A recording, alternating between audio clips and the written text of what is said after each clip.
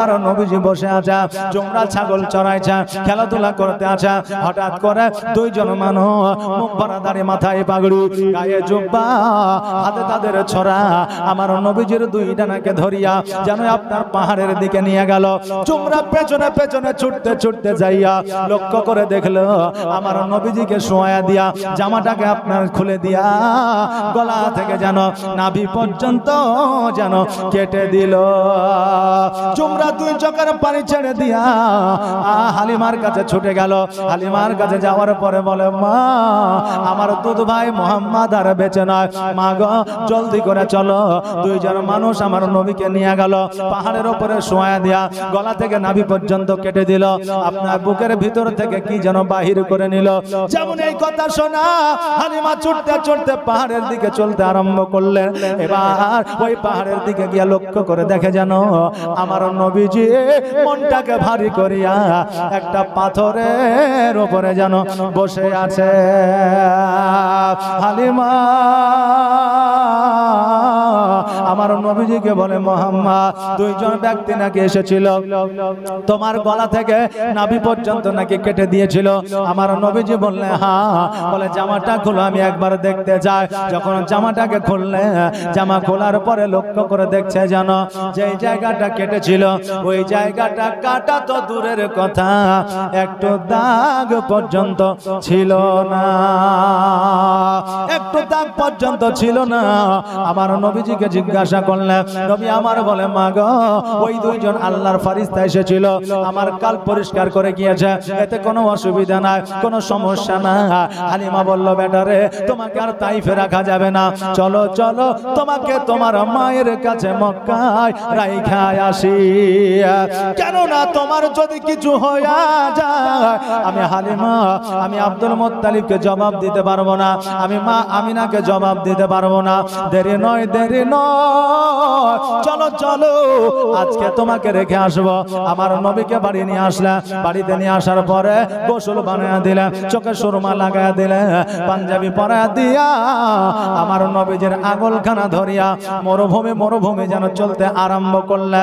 এবার গুটি গুটি পায়ে যখন কিছু দূরে গেলে, যাওয়ার পরে হালিমা বলতেছে, গো মোহাম্মদ, আজকে বাবলা গাছের নিচে আমি একটু আরাম করি, তুমি আমার পাশে বসে একটু আরাম করে নাও। একটু আরাম করার পরে আবার মক্কার দিকে রওনা হয়ে যাব।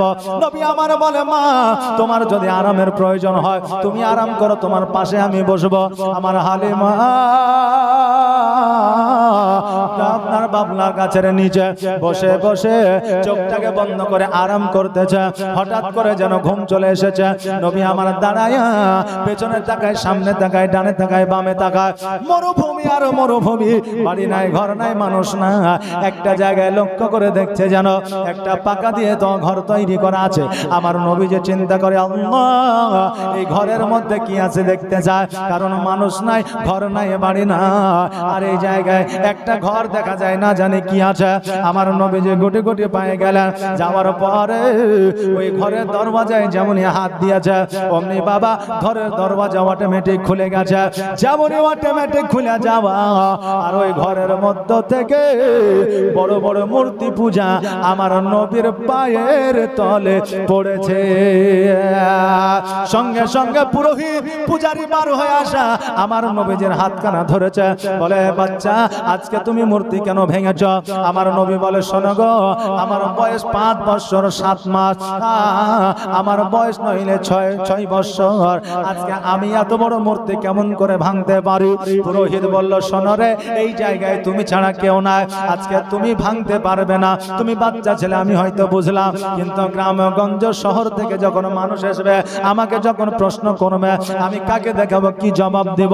অতএব তুমি ভাঙো আর না ভাঙো, তুমি যত দরওয়াজা খুলেছ, অতএব দোষী তোমাকে আমি বানাবো।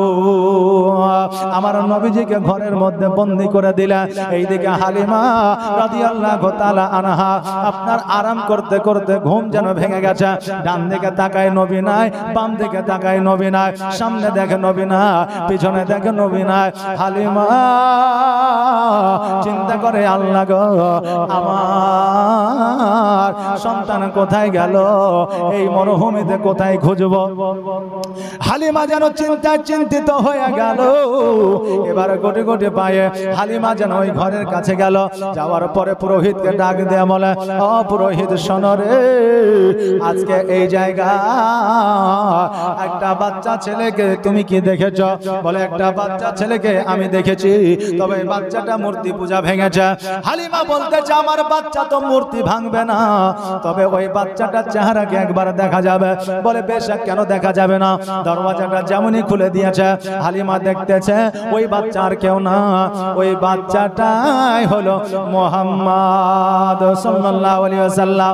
আমার হালিমা ছুটতে ছুটতে যাইয়া আমার নবীজিকে বুকে জড়ায়া ধরে নিয়ে বলে, ও মুহাম্মদ তুমি কি এই মূর্তি ভেঙেছ? নবী আমার বললেন না গো মা না।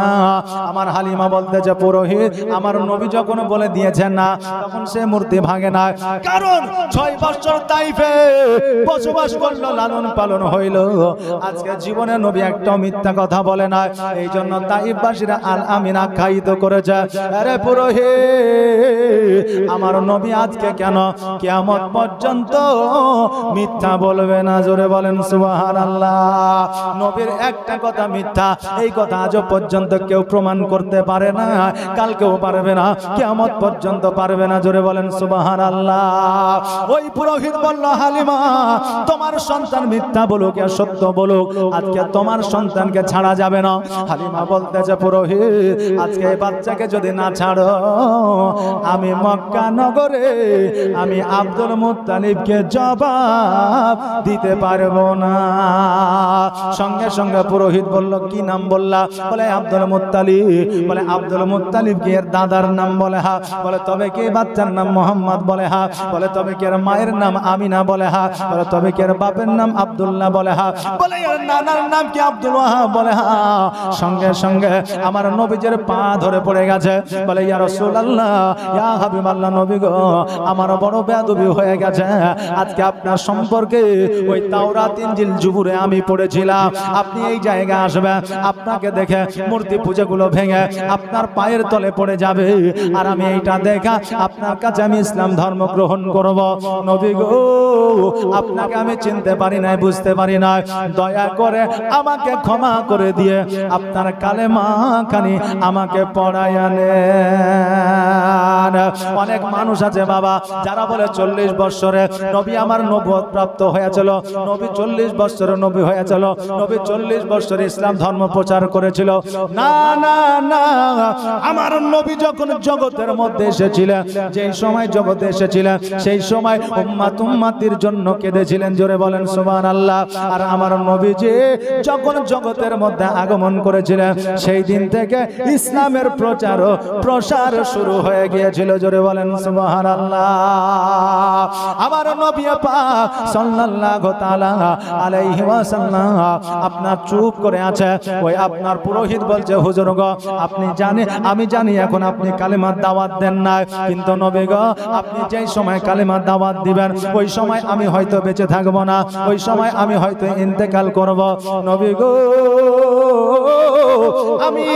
আমি বেধর্মিক হয়ে মারা যেতে চাই না, আমি বেঈমান হয়ে মারা যেতে চাই না, আমি কাফের হয়ে মারা যেতে চাই না। নবী গো আমি আপনার হাতে হাত দিয়া কালমা পড়ে মুমিন হয়ে মারা যেতে চাই। জোরে বলেন সুবহানাল্লাহ। নবী আমার সঙ্গে সঙ্গে কালেমা তাইয়্যিবা লা ইলাহা ইল্লাল্লাহু মুহাম্মাদুর রাসূলুল্লাহ সাল্লাল্লাহু তাআলা আলাইহি ওয়াসাল্লাম কালেমা খানা যেন পড়ায়া নিলা। আর কালেমা খানে পড়ায়া নেওয়ার পরে আমার নবীকে যেন ছেড়ে দিলেন, আমার নবী যেন দ্বন্দ্ব ঈমান হইলে। আর ওই পুরোহিত আমার নবীকে বললেন, নবী গো আপনার যদি কোনোদিন প্রয়োজন হয় আমাকে, আপনার যদি কোনোদিন দরকার হয় আমাকে শুধুমাত্র একবার ডাক দেবেন, আমি আপনার কালেমা যখন পড়ে নিয়েছি আমার জীবনটা আপনাকে সঁপে দিয়েছি। জোরে বলেন সুবহানাল্লাহ। কেননা সে জানতো পৃথিবীর পৃথিবীর মধ্যে স্বার্থ ছাড়া কেউ কাউকে ভালোবাসে না। আজকে আপনার ভাই আপনাকে ভালোবাসে, আপনাকে বড় যত্ন করে। আজকে ওই ভাইয়ের এক কাঠা জমি যদি ভাগে বুঝায় না দেয়, কালকে খুঁট বেড়ে নিয়ে বের হবে। আপনার বোনকে যদি আপনি ভাগ বুঝায় না দেয়, আপনার বাড়িতে আর আসবে না, ভাই বলে ডাকবে না। সন্তানকে কত যত্ন করে লালন পালন করলেন, ওই সন্তানকে যদি টাকা পয়সা বাড়ি গাড়ি না দিতে পারেন, ওই সন্তান আপনাকে বলবে জন্ম দিয়েছ আমার জন্য কিছুই করলা না। ওতে বোঝা গেল পৃথিবীর মধ্যে স্বার্থ ছাড়া ভালোবাসা না। আর পৃথিবীর মধ্যে মানুষকে ভালোবাসবে, কালকে মারা যাবে 40-এর গোস্ত খায়া ভুলে যাবে। কিন্তু এমন একজন আছে গো, যাকে ভালোবাসলে জগতেও মঙ্গল হবে, পর জগতেও মঙ্গল হবে। তাকে ভালোবাসলে সঙ্গ করে নিয়ে জান্নাতে যাবে। সে আর কেউ নয়, সে হলো আখিরি পয়গম্বর মুহাম্মদুর রাসূলুল্লাহ সাল্লাল্লাহু তাআলা আলাইহি ওয়াসাল্লাম। তাই বলছে ভালো যদি বাঁচতে হয় নবীকে বাসো, জান যদি দিতে হয় নবীকে দিও। জোরে বলেন সুবহানাল্লাহ। ভালো যদি বাঁচতে হয় নবীকে বাসো, জান যদি দিতে হয় নবীকে দিও। নবী তরানে वाला, নবী বাঁচানে वाला, নবী তরানে वाला, নবী বাঁচানে वाला। আর প্রাণের চেয়ে প্রিয় তাই, প্রাণের চেয়ে প্রিয় তাই নবীকে চিনুন। ভালো যদি বাঁচতে হয় আমার নবীকে বাসন, আয় হায় ভালো যদি বাঁচতে হয় আমার নবীকে বাসন। সাকারাতের বিছানাতে কি যে যন্ত্রণা, 7 সাগরের পানি দিলেও তৃষ্ণা মিটে না। জোরে বলেন সুবহানাল্লাহ। সাকারাতের বিছানাতে কি যে যন্ত্রণা, 7 সাগরের পানি দিলেও তৃষ্ণা মিটে না। আর কাউসারের পানি দেবেন, কাউসারের পানি দেবেন শাহে মদিনা। ভালো যদি বাঁচতে হয় আমার নবীকে বাসো। আল্লাহুম্মা সাল্লাল্লাহু, জোরে জোরে মহব্বতে।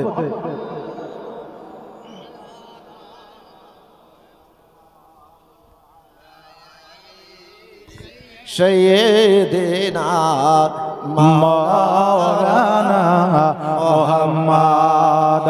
আমার হালিমা রাদিয়াল্লাহু তাআলা আনহা বলে মুহাম্মদ আর দেরি নয়, দেরি নয় নবী গো, জলদি করে চলো, মক্কায় তোমার মায়ের কাছে রেখে দিয়া আমাকে আবার পুনরায় তাইফে আসতে হবে। কারণ পায়ের পর আমার রাত্রি হয়ে গেলে বন জঙ্গলের পশুরা আক্রমণ করে দেবে। আমার নবীকে লইয়া মক্কা নগরে প্রবেশ করলে, মক্কা নগরে প্রবেশ করার পরে আমার আমিনাকে বলতেছে, আমিনা আজকে তোমার সন্তানকে তুমি বুঝে নাও। আমিনা আজকে তোমার সন্তানকে তোমাকে তোমার কোলে উঠে দিয়ে গেলাম। আমিনা বলল, ও হালিমা শোনো রে, আজকে তুমি আমার সন্তানকে দিয়ে গেছো যা, কিন্তু তোমার যদি কোনোদিন প্রয়োজন হয়, তোমার যদি কোনোদিন দরকার হয়, তুমি আমার সন্তানকে নিয়ে যাও, দেখে যাও, তাতে কোনো অসুবিধা না। হালিমা রাদিয়াল্লাহু তাআলা আনহা আমার নবীকে রেখে দিয়া যখন তাইফের দিকে রওনা হয়ে গেল, একবার আমার নবীজির দিকে তাকায়, একবার সামনের দিকে তাকায়। কারণ একটা সন্তানকে যখন কোলে পিঠে করে মানুষ করে লালন পালন করা যায়, ওই সন্তানকে সহজে ভোলা যায় না। ওই প্রিয় মানুষটাকে সহজে ভোলা যায় না। আরে আমার বাবা যে ভাইরা, ভালোবাসা অন্তরে হয়, মুখে ভালোবাসা হয় না। মুখে ভালোবাসা হয় বাবা। এখনকার ছেলেরা বললেন স্ত্রীকে বলছে আই লাভ ইউ, এখন স্ত্রী বলছে আই লাভ ইউ টু, আবার ঘুরিয়ে বলছে আই লাভ ইউ আনলিমিটেড। যে তা আই লাভ ইউ শব্দটা কি মহব্বত, ভালোবাসা? যে ওটা একটা শব্দ, আমি তোমাকে ভালোবাসি শব্দ একটা, কিন্তু মহব্বতটা তো অন্তর থেকে আসে, তাই না বাবা? মহব্বত অন্তর থেকে আসে। এখনকার বর্তমানে 99% ভালোবাসা এমনই যে ভালোবাসা যখন মানে অভাব যখন দরজায় এসে দাঁড়ায়, ভালোবাসা তখন জানালা দিয়ে পালায়। কথা বুঝলেন না? এখন বর্তমানে এই পরিস্থিতি। ভালোবাসি ভালোবাসি এই কথা আমরা সবাই বলি, কিন্তু অন্তরে কয়জনে বাসি? যে আগের বাপেরা মায়েদেরকে জানু, মনি, সোনা, টিয়া, তারপরে হিরে এই কথা বলতো না, বলতো যে বলতো না, সে তার কেমন ফল পাবে না পাবে না। কেউ কারোর সঙ্গে চালাকি করে আজও পর্যন্ত পরিত্রাণ পেয়েছে? আচ্ছা, আপনি জীবনে পাপ করবেন, আপনি মনে করছেন আমাকে কেউ দেখতে পাচ্ছে না, কিন্তু একজন তো দেখছে। সে কে? ইনশাআল্লাহ সে দেখছে। আপনি মনে করছেন আমি পাপ করেই যাচ্ছি, কেউ দেখে না, কেউ দেখে না, কিন্তু একদিন পাপে আপনাকে যেই দিন ঘিরে ফেলবে, সেই দিন পালানোর আর রাস্তা পাবেন না। সেই দিন হয় আপনাকে হাতে দড়ি নিতে হবে, না হলে বিষের শিশি নিতে হবে, না হয় আপনার জীবনটা জাহান্নামের চাইতো আপনার খারাপ হয়ে যাবে। অতএব মা, আমার বোন এবং ভাইদের বলি, পাপ কারো বাপ নয়। অতএব পাপ করতে যেও না, কারণ তুমি মনে করছো ছুপাইতে লুকাইতে ভাবে পাপ করছি, আমাকে কেউ দেখতে পাচ্ছে না। এমন একটা সময় চলে আসবে যেই দিন তুমি পস্তায়াও, তুমি পার পাবে না। আল্লাহ সাগীরা এবং কাবিরা গুনাহ থেকে যেন আমাদের বাঁচিয়ে রাখেন। সকলে বলেন আমিন সুম্মা আমিন। একবার ঝুমঝুমকে নবীর শানে মহব্বতের দিল থেকে, অন্তর থেকে একবার আওয়াজ দিয়ে দরুদ পড়ি। আল্লাহুম্মা সাল্লি আলা সাইয়্যিদিনা মাওলানা মুহাম্মদ ওয়া আলা আলি সাইয়্যিদিনা মাওলানা মুহাম্মদ। বাবাজি ভাইরা, আমার হালিমা তো সাদিয়া রাদিয়াল্লাহু তাআলা আনহা যখন মা আমিনা রাদিয়াল্লাহু তাআলা আনহার কাছে আমার নবীজিকে রেখে গেল, আমার নবীজি মা আমিনার কাছে থেকে গেল। রাত্রি অতিবাহিত হয়ে গেল। রাত্রি অতিবাহিত হয়ে যাওয়ার পরে সকাল যখন হইল, সকালবেলা আমার নবীজি পাড়া প্রতিবেশীর সঙ্গে খেলাধুলা করার জন্য বার হলো। এবার বার হওয়ার পরে সব বাচ্চারা যেন খেলাধুলা করে, সঙ্গে আমার নবীজি খেলাধুলা করে। যখন সন্ধ্যা হইল, বিকাল হইল, সবার আব্বা আসিয়া সকলের বাচ্চাকে যেন কোলে উঠে নিয়ে গেল। কেউ আঙুল ধরে নিয়ে গেল, কেউ কাঁধে উঠে নিয়ে গেল, কেউ আপনার চুম্বন খেয়ে নিয়ে গেল। কিন্তু আমার নবীজি চিন্তা করে, আল্লাহ গো, আজকে সবার আব্বা এসে সকল যুবককে নিয়ে গেল, কিন্তু আমার আব্বা কেন এলো না? আল্লাহ, আজকে কেন আমার আব্বাকে আমি আজকে 6 বছরে দেখলাম না? আমার আব্বা আমার কপালে চুম্বন করলো দেখলাম না, আমার আব্বা আমার গোসল বানায় দিল দেখলাম না। আল্লাহ গো, আমার আব্বা কোথায় আছে, কি করছে? সবার আব্বাই আসে সবাইকে নেওয়ার জন্য, কিন্তু আমার আব্বা কেন আসে না? আজকে আমার মাকে গিয়ে জিজ্ঞাসা করব, আমার মাকে গিয়ে বলবো, মা গো, আমার আব্বা কোথায় আছে? আজকে আমার মায়ের আঁচলখানা ধরব। আমার মা যতক্ষণ পর্যন্ত না বলবে, আমি অতক্ষণ পর্যন্ত মায়ের আঁচল ছাড়ব না। আমার নবীজি গুটি গুটি বাড়ির দিকে গেলে, বাড়িতে যাওয়ার পরে মা যেন আপনার বসে আছে, আমিনার আঁচলখানা ধরে আমার নবীজি বলে, মা, আজকে তোমাকে একটা প্রশ্ন আমি করতে চাই, আজকে তোমাকে আমি একটা কথা বলতে চাই। আমিনা বলল, বেটা, কি এমন কথা, কি এমন প্রশ্ন বলো? আমার দয়ার নবীজি বললেন, মা গো, আজকে তোমাকে আমি একটা কথা জিজ্ঞাসা করব। আমার মা আমিনা বলল, কি কথা? আমার নবীজি বলে, মা, আজকে যখন আমি খেলাধুলা করার জন্য গেলাম, সকলের আব্বা আসলো, সকলকে কোলে উঠে নিয়ে গেল, সকলকে চুম্বন করলো, সকলের হাত ধরে নিয়ে গেল, কিন্তু মা, আমার আব্বা কেন আসলো না? আমাকে কেন কোলে নিল না? আমার কপালে কেন চুম্বন করলো না? মা গো, আমার আব্বা কোথায় আছে একটা বার বলো। যেমন এই কথা শুনেছে আমার আমিনার দুই চোখ দিয়ে যেন পানি ঝরে গিয়েছে, আমার আমিনার দুই চোখ দিয়ে যেন পানি ঝরতে লেগেছে। আমিনা আল্লাহ দরবারে হাত দুখানা তুলে বলে, আল্লাহ গো, আজকে আমার বাপের, আজকে আমার সন্তানের প্রশ্নের আগে কেন আমার মওত হয়ে গেল না? আল্লাহ, আজকে আমার সন্তানকে কেমন করে বলবো আমার স্বামী নাই, তার আব্বা জগতের মধ্যে বেঁচে নয়। আজকে যখন বলবো তার আব্বা জগতের মধ্যে বেঁচে না, তার সে সহ্য করতে পারবে না, তার চোখের পানি আমি না সহ্য করতে পারবো না। আমার মা আমিনা বলে, মুহাম্মদ, তোমার আব্বা মাকামে আবওয়ায় আছে, তোমার আব্বা এখনো পর্যন্ত আসে না। নবী আমার বললেন, মা গো, আমার আব্বা কি তবে আসবে না? আমিনা অঝর নয়নে কান্দিয়া কান্দিয়া আমার দয়ার নবীকে বলতেছে, বেটা রে, আজকে তোমার আব্বা কেমন করে আসবে? তোমার আব্বা তো জগতেই না, তোমার আব্বা এই জগৎ ছেড়ে পর জগৎ গমন করেছে। বেটা মুহাম্মদ, আজকে তোমার আব্বা তোমাকে গোসল দেবে না, আজকে তোমার আব্বা তোমাকে কোলে নিবে না, আজকে তোমার আব্বা তোমাকে কাঁধে করে নিয়ে ঘুরবে না,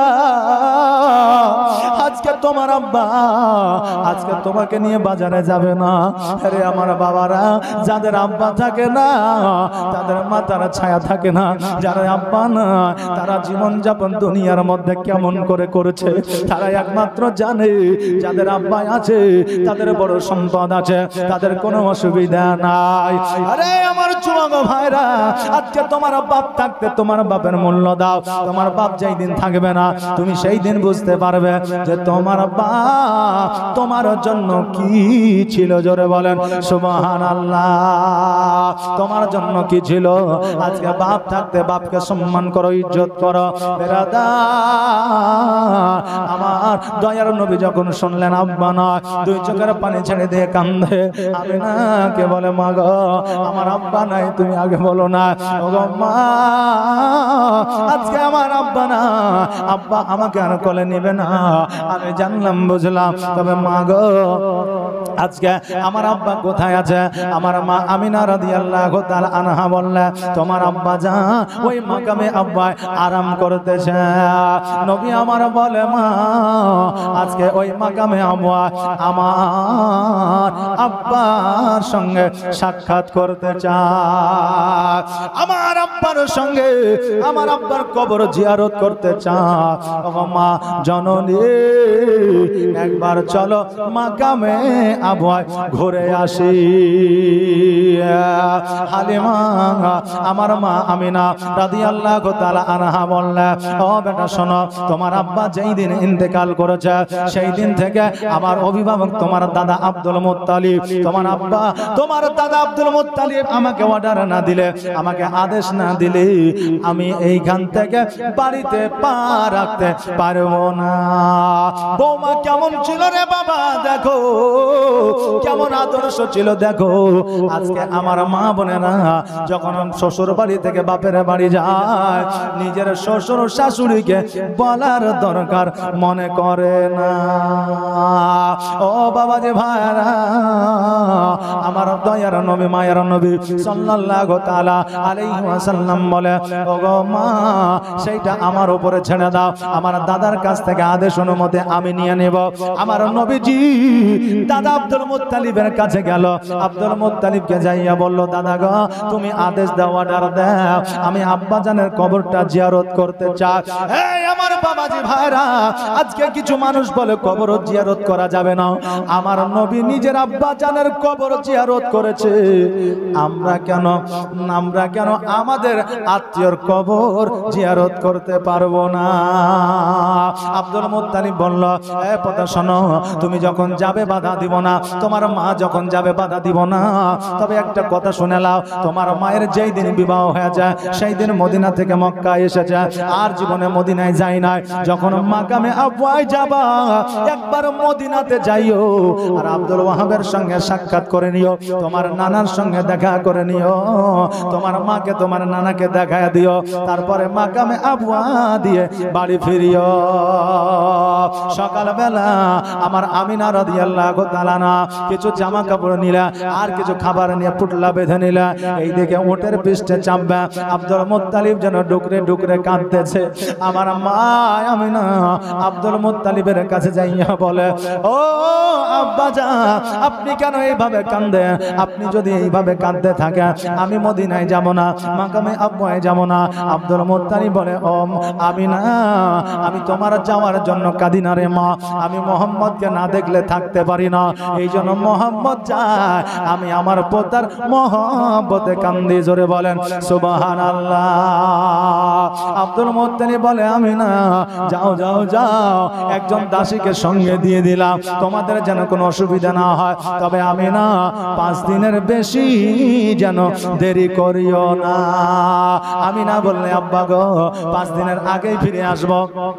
উটের পৃষ্ঠে চেপে গেলে উটের লাগামখানা যেন টান দিলে ওই উট যেন মদিনার দিকে রওনা হয়ে গেলে।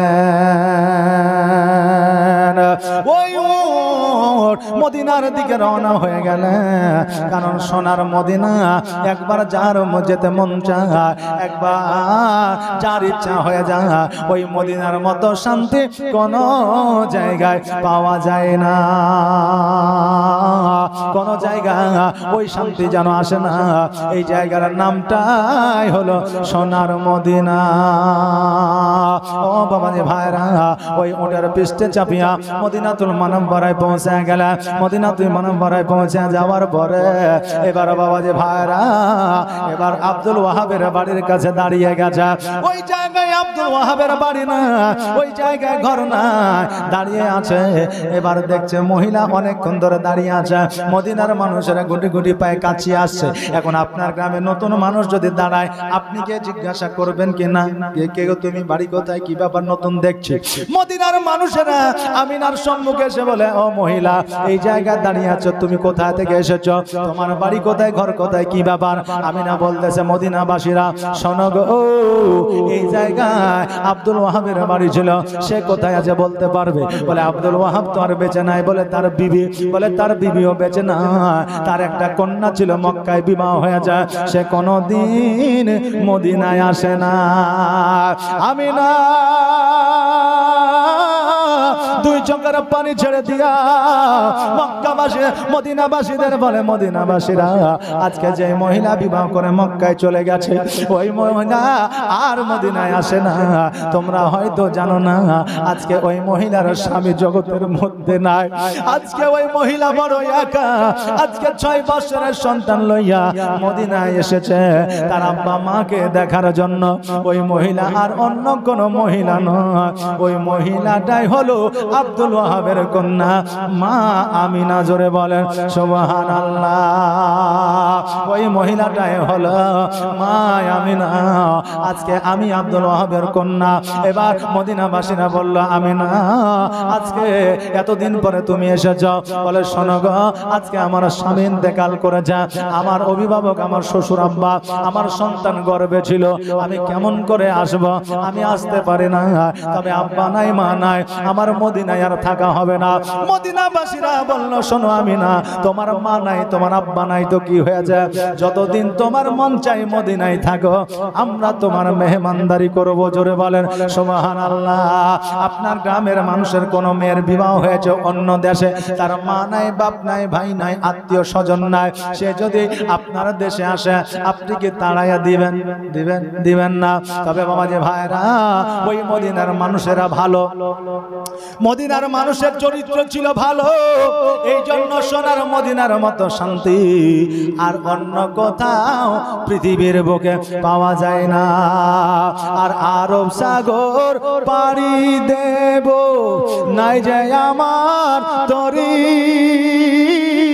আর পাখি নয় যে উড়ে যাব ডানাতে ভর করি।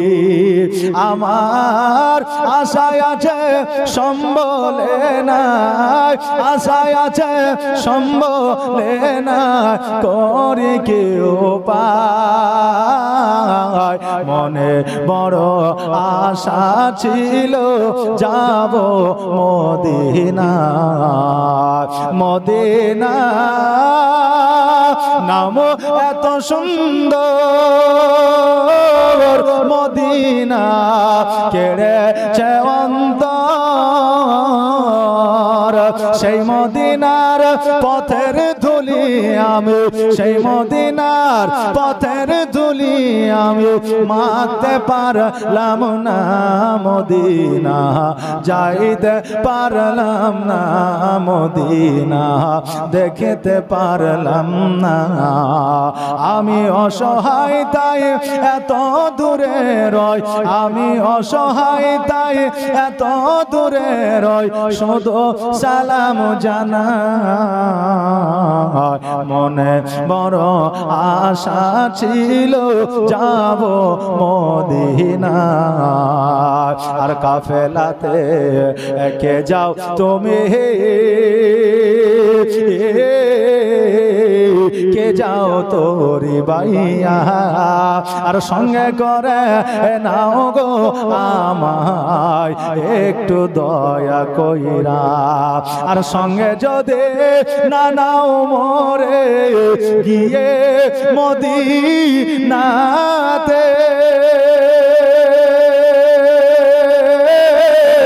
আমার সালাম পৌঁছে দিও জোরে বলেন সুবহানাল্লাহ আর আমার সালাম পৌঁছে দিও আমার নবীজিরাও যায় মনে বড় আশা ছিল যাব মদিনা মদিনা নাম এত সুন্দর মদিনা কেড়েছে অন্তর